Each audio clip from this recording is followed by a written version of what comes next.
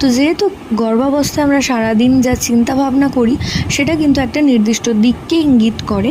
এবং এই সময় স্বপ্ন যদি দেখো, প্রথমত যদি দেখো যে তোমার পুত্র সন্তান জন্মাচ্ছে, সেক্ষেত্রে ধারণা করতে হবে গর্ভের আগত সন্তানটি একটি কন্যা সন্তান।